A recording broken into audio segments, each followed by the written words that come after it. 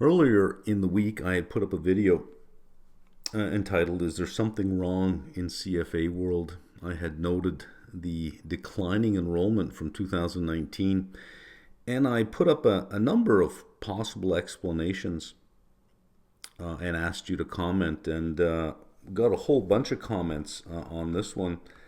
177 comments. So I went through the comments, and I'm going to itemize the more common answers, the ones that I heard again and again and again. This is ahead of tomorrow night, Sunday night, the 26th of January. At 7 p.m., I'll be doing a live Q&A on the CFA program. Levels 1 to 3. This isn't a pre-exam content feed where you get to ask me a bunch of questions about the content and I answer it. It's in general about the program and about how the applied series integrates with that potentially solves some of the problems that were mentioned. So let's just go and see what the content analysis showed. Number one, by far, the job market. Really bad. I've got some quotes here. Worst job market for new entrants, 2023 and 2024. Worst job market for new entrants. Most candidates use employer funds for the CFA program. And if new entrants aren't coming into the job market, that's a source of new enrollment for CFAI as well. Especially in China, this was pointed out quite a bit, especially in China. Reports that candidate enrollment from China and India are down significantly. In looking at the names, as best you can, the screen names of people who are leaving comments, some of them you can identify as Indian names. Almost all of them had pointed out the job market. Only one comment said, "I am in China now." I think you have to use a VPN to get to YouTube, so the lack of more comments from Chinese viewers perhaps can be explained by YouTube is blocked in China. But that was the biggest one by far. I've said many times I am far removed from the job market, so I don't even know what the job market is like. But it seems to be quite the consensus that it has been one of the worst job markets in a long time. Which seems rather surprising because you have markets around the world that just kept hitting new highs, money flowing into different asset classes, a whole digital asset class emerging with valuations of somewhere $5, $6, $7 trillion. That's interesting. I wonder why the job market is so tough out there. I think that's a conversation on its own. What's going on? Because if the job market is tough, is this cyclical or is it structural? If it's cyclical, then we expect the job market to recover. And using the Wayne Gretzky adage of you need to skate to where the puck is going, if we think the job market is going to recover in a year or 2 years, you need to skate to where it's going to be, which means now would be a good time to start the CFA program. Because by the time you get past level 2 and maybe start with level 3, the job market will start to improve and you'll be in a good position. Or is this structural? Does the finance industry require fewer people to do the work today than it did 10 years ago? Is passive investing a problem? Is AI a problem? Are we entering a world perhaps where the finance sector is going to be structurally smaller? I think that's an interesting topic there. Cost was the second one. You have CFAI price increases. You have to add on a prep provider because a couple of people noted that with all the mistakes in the curriculum, if you don't know what you're reading, you don't know that it's wrong. You need the addition of the prep provider to help point out where the mistakes are, plus US dollar strength. So add the 3 up, and US dollar strength hits emerging markets even harder. Pointed out a couple of times, India 18% on top of that for the value-added tax and the combination of the low rupee. At the margin, that makes that very expensive. Combine a weak job market with a high cost, plus the cost of time commitment. This came up a lot. I'm going to visit it a little later on. The idea of work-life balance. When I was in my 20s, as Gen Z are today, we really didn't have a concept of work-life balance. That really wasn't a thing, and the idea of mental health, that really wasn't talked about at all. But it is a theme today. Value. I talked about AI. Is AI a thing? Could the conversation around AI cause potential candidates to say, "Oh, what's the point?" Not really. The comments, out of all the comments, no one really sided with that, saying, "Oh yeah, AI is in my company. AI is tearing apart jobs and making others redundant." Nobody said anything like that. I got the feeling from the comments, not really a big deal.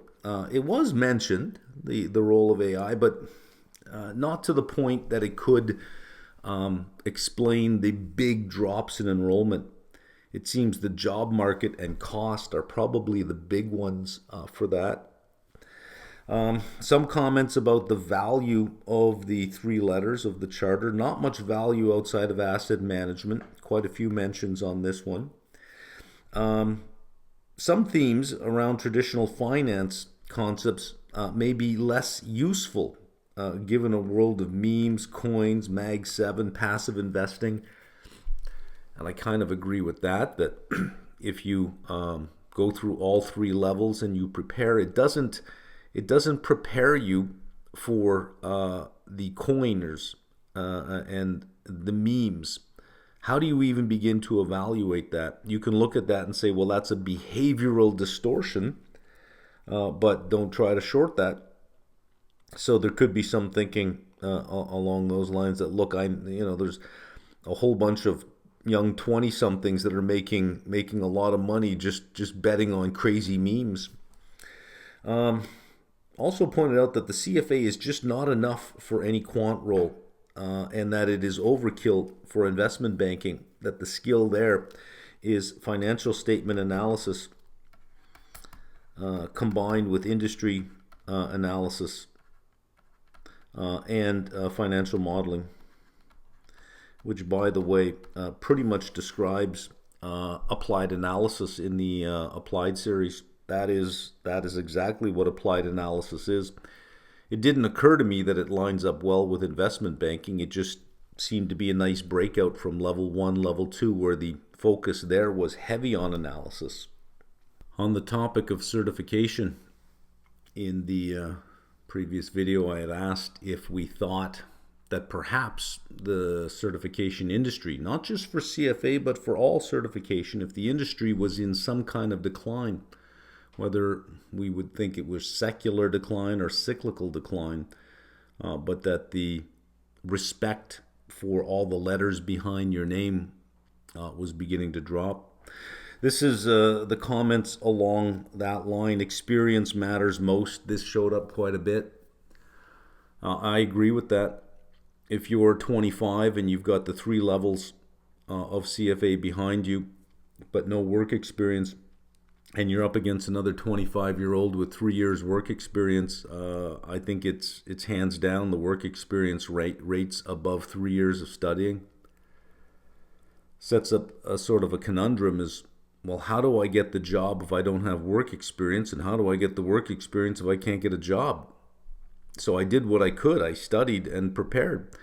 Now, that's not saying that the three levels behind you by 25 are meaningless. It's just that it's going to be hard to compete with experience. But that if there was somebody with a resume that had no CFA behind them and no experience, you'd rank above them, even if you have no experience. So there is a hierarchy, and at the top of the hierarchy, it is experience.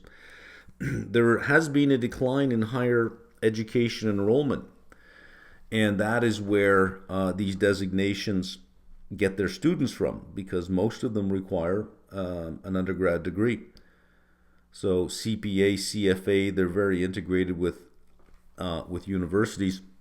They are feeder courses for these programs. So if you have fewer people showing up in finance classes in business schools, it stands to reason you'd get fewer people showing up in the CFA. And this has hit the news recently. Even top MBA placement has dropped. Even for places like Harvard and Stanford, the the placement on graduation has dropped. Somebody made a comment here. The culture of obsessive credentialing is peaking. The idea of collecting all these letters behind your name, unless they can translate into higher pay. And there were a couple of comments that I got my CFA and it didn't result in any extra pay at work. Somebody else said I got a raise just from passing level 2. And the emergence of alternatives or competitive routes. Somebody made the point that you can learn anything on YouTube. And if it is the knowledge in your head, not the letters behind your name that matters, then what does it matter where you get it? The letters behind your name are a signal to the marketplace that some external body has certified you as having a certain level of knowledge. That instead of just showing up at a job interview and saying, oh yeah, I know that stuff, the letters demonstrate that you have put in the work to know that stuff at some minimum level of competency. Whether employers still look at that or not is a different story. I know in the coding world, in computer science world, there are many organizations that say, look, even if you don't have a degree, that's fine. Here's a problem. Let me see if you can solve this. If you can code your way out of this problem, I know you know what you're doing. Show me your code and I'll show you your desk. Other comments, some dumping on Gen Z here. Gen Z don't want to put in 60 plus hours a week. There were some comments that they are lazy, they're entitled, they expect things to just happen. They've had it too easy, so when they do have to work, they get stressed out over it far too easily. Things like that. I don't know. I think that sort of thing has been going on for generations. That the generation today, oh my God, they got it so easy. I mean, when I was in high school, I heard the same thing. Even in university, you heard the same thing. Your generation has it so easy. Our generation suffered. And it's like, well, so I don't know how much effort or how much emphasis I want to put on that. The quality. There were some mentions of the quality of the content. Many mistakes. Too many exam windows. So there's a drop in respect, and I can see that. That if I only have to wait 6 months to take the exam again, that's not so bad. Previous, if you were writing level 2, you had one window a year. So if you failed level 2, you had to wait a whole year to do it again. And then a whole year, well, now you only have to wait 6 months at a time. So maybe that drops the amount of effort you're willing to put in, because you think, well, I won't lose a whole year, I'll only lose 6 months. That's not, I can live with that if I only lose 6 months. Plus the ability to defer. Again, even if you had the ability to defer before, you lost a whole year. Now it's only 6 months. I can understand that. Management was mentioned, I think, just a couple of times. Out of all the comments, not too many people willing to hold management's feet to the fire on this one. Too many CFAI products may be cannibalizing CFA. Work-life balance, this was mentioned quite a few times. Not relevant to retail investing crowd, such as private wealth. The big one there is the CFP. There at level 3, there is a private wealth management pathway, but it's I had advised heavily against anybody taking it, only because it had a very left-leaning ideological slant to it that came out in the writing. So once it starts that way, it's like, well, am I being educated or am I being indoctrinated?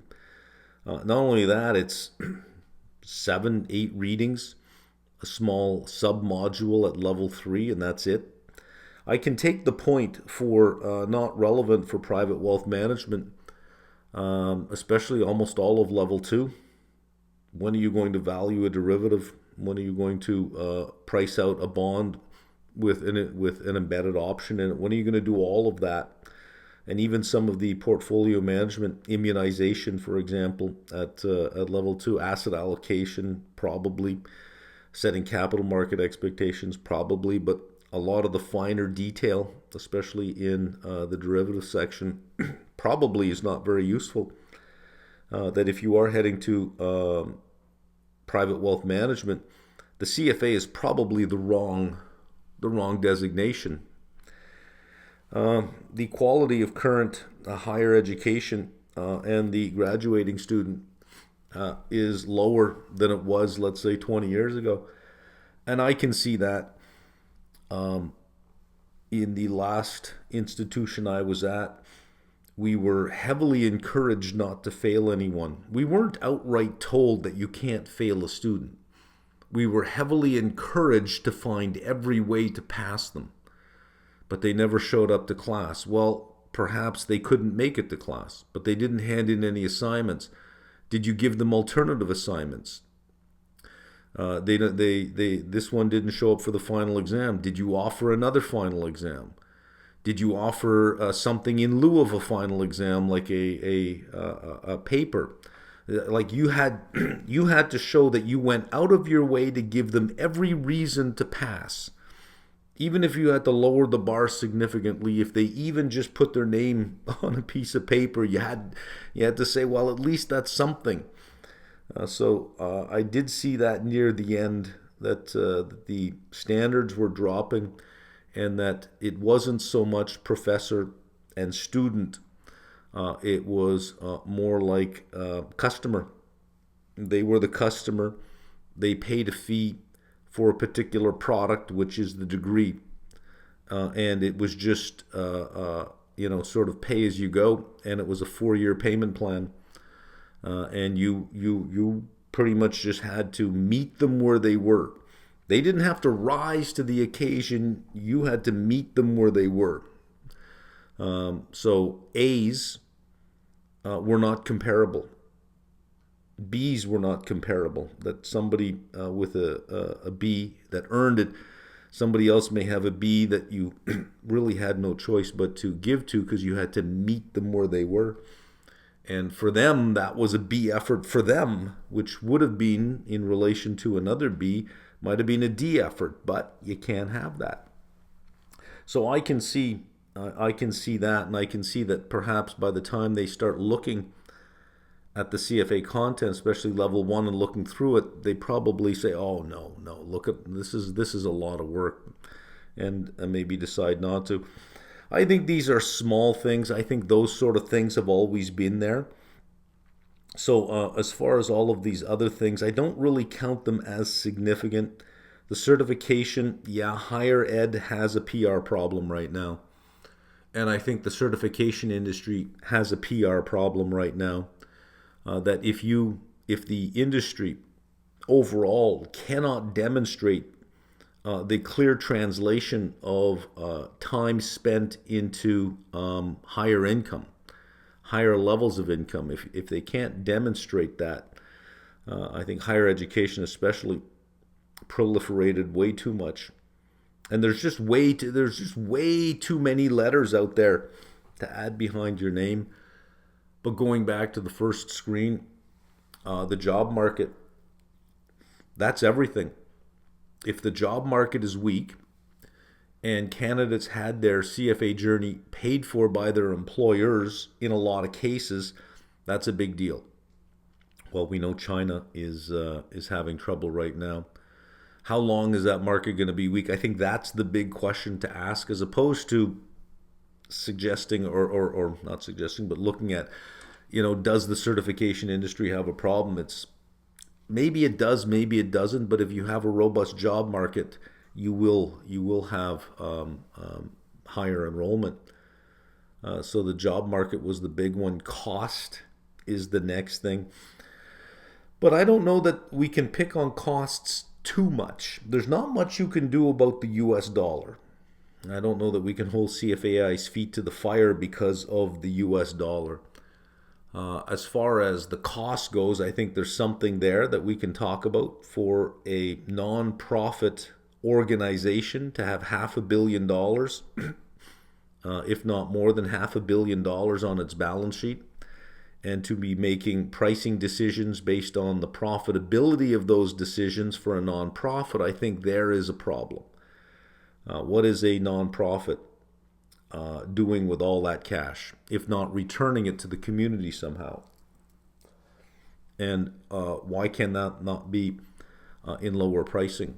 If you're nonprofit, the profit motive shouldn't be there. Now, nonprofit doesn't mean you're not profitable. It just means you can't distribute those profits. And if you can't distribute those profits, then the profit motive shouldn't motivate you. But it seems to do that with CFAI. So there is something I think they can do with costs. And I think they are also just a victim of the job market overall. Anyways, I thought you might like an analysis of most of the comments. Tomorrow night, as I put this up on a Saturday, January 25th, Sunday, on the 26th at 7 p.m., I will do a live Q&A on the CFA program and the applied level.